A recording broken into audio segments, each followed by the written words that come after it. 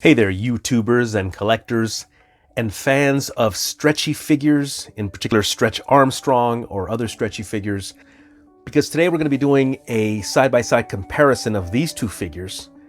Now, I know what you're thinking, Salvador Los Angeles, those two figures look identical. Well, at first glance, you would think so. And why wouldn't they be? It's from the same manufacturer. It's the same figure, same character, right? But no, these two figures made 5 years apart and collected 5 years apart are indeed different. So that's what I want to share with you today primarily is the head-to-head comparison of these two world's smallest Stretch Armstrong figure by Super Impulse in conjunction with Hasbro, who I believe owns the rights to Stretch Armstrong. So we're going to compare these two. We're also going to have a look at some other world's smallest figures, some other stretchy figures, and of course, let's go back to Stretch Armstrong, or at least the one released from a few years ago. First of all, the one on the left labeled 2016, a little bit taller, the packaging a little bit taller than the one on the right labeled 2021.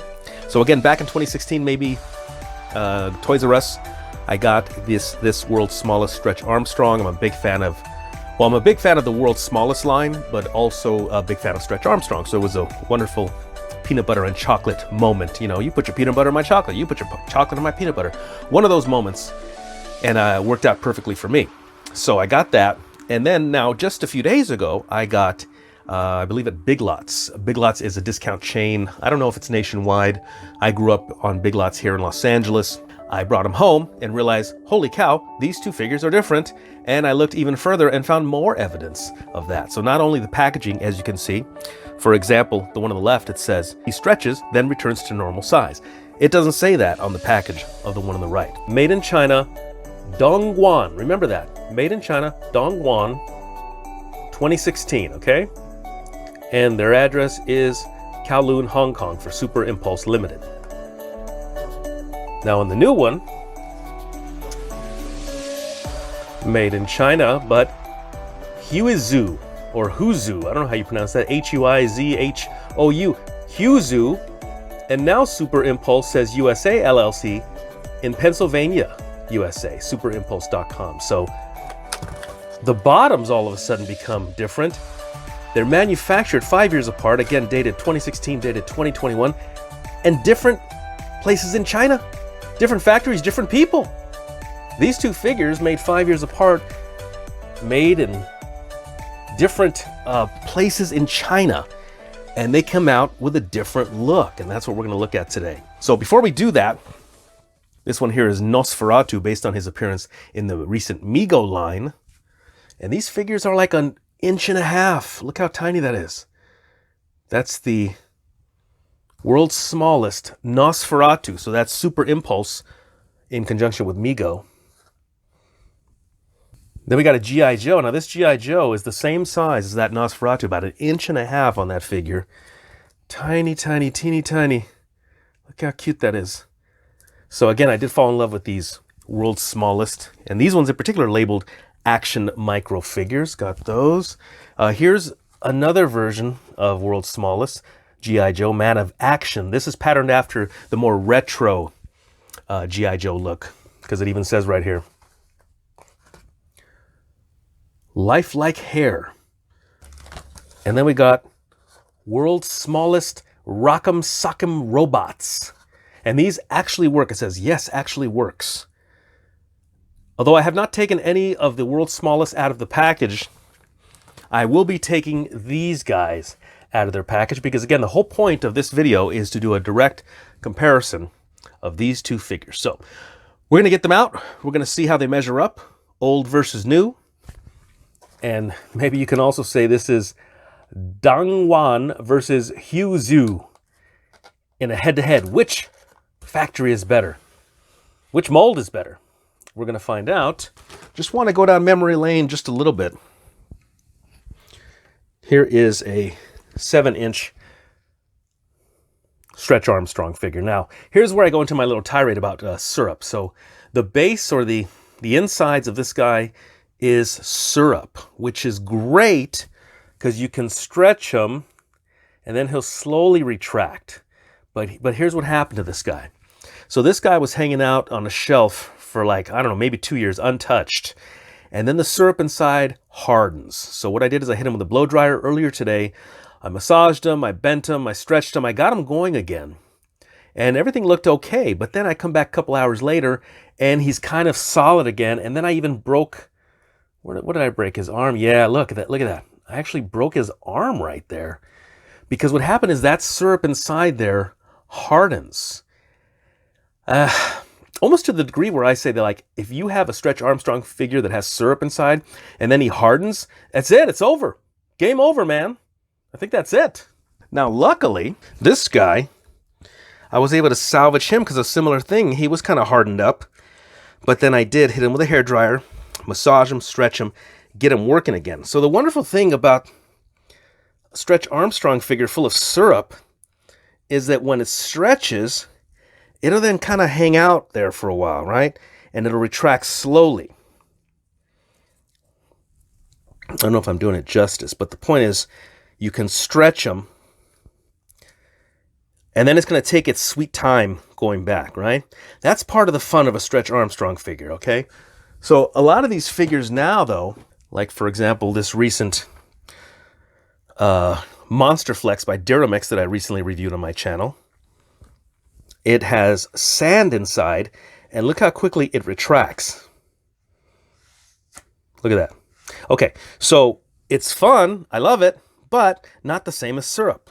Now this I recently picked up, this Incredible Hulk figure by Gujitsu. I don't know who makes Gujitsu, but they're getting pretty popular and cross many different licenses. So I picked this up the other day at Walmart. I got it on sale.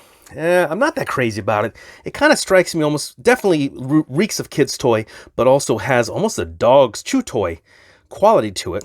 I know that's not the case. It's not a dog's chew toy, but definitely far from an adult collectible, I would say. It does stretch. That's fantastic, but look how quickly it snaps back. So not as fun. So I think the big selling point for these things is if you can see that in there. That's cool. That is cool. Stretch Armstrong retracts slowly because of the molasses, but the molasses hardens after a while. I keep saying molasses. The syrup. The syrup is going to harden after a while.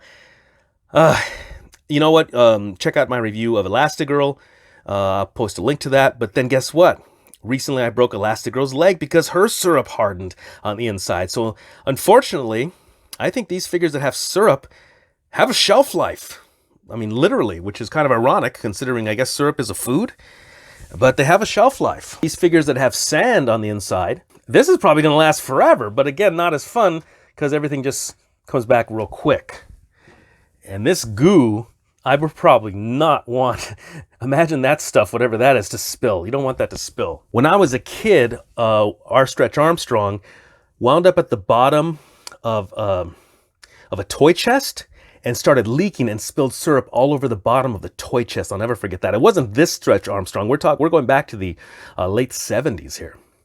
So syrup has its disadvantages, but as far as the fun factor, the flexibility, the being able to stretch and then retract slowly, I think it wins. I think that the syrup wins in the fun factor.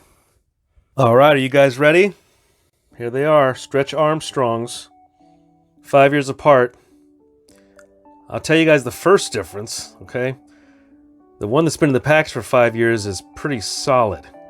Like I said, that's syrup getting hard over the years, and that's what happened here.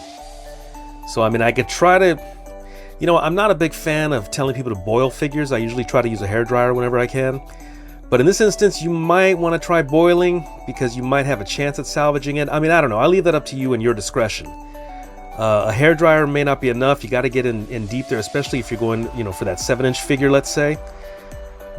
But very disappointing that this figure, the old figure on the left, also sort of a difference in the skin tone, you see, between the head and the body. Also, the shorts are smaller than the one on the right. Also, there's a little bit of texture in the new one on the right. A little bit of texture on the shorts. And the shorts are overall a little bit larger on the newer figure. And I think the skin tone is more in line head to toe.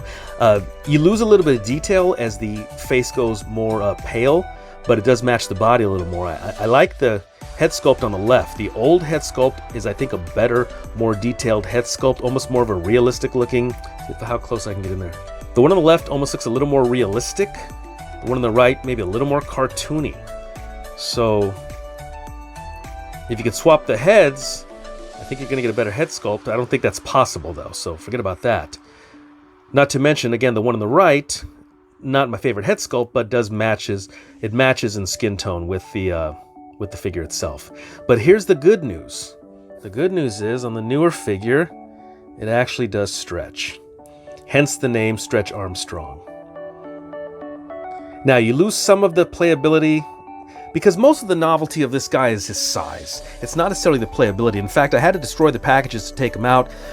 I would say these figures are really not meant to be taken out. Not officially. Not really. I mean, I'm not going to take my Nosferatu out or my G.I. Joe out, but I took these guys out for the sake of this review and comparison.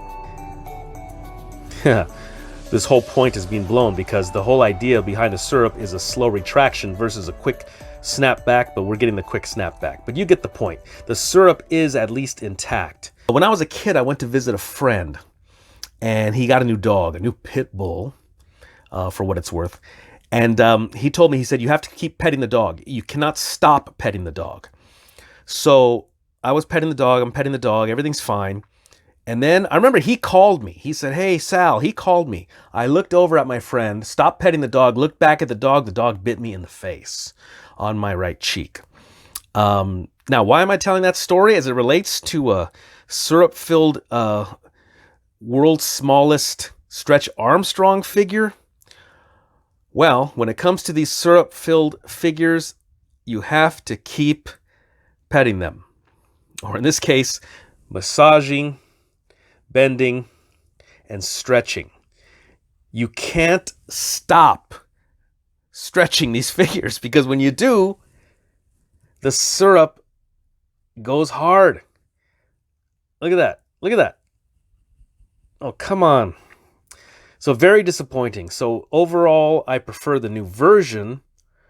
But again, is it really a fair comparison? Because what's going to happen to this guy if he's sitting in a package for 5 years, right? What's going to happen? I'll tell you what's going to happen.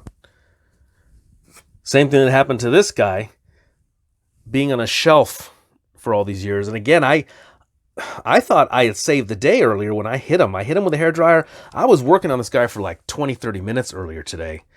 And I thought everything was fine. Put him down for a couple hours, and I come back and he's stiff again. So very disappointing. This guy I get lucky with. He's probably about 5 years old also, maybe 6 years old. And every time I pick him up, I do have to work him out again. I have to heat him up. I make him pliable again. It takes some time. It takes some patience. But like that dog, like the dog in my story, you got to keep petting him. You can't stop petting him.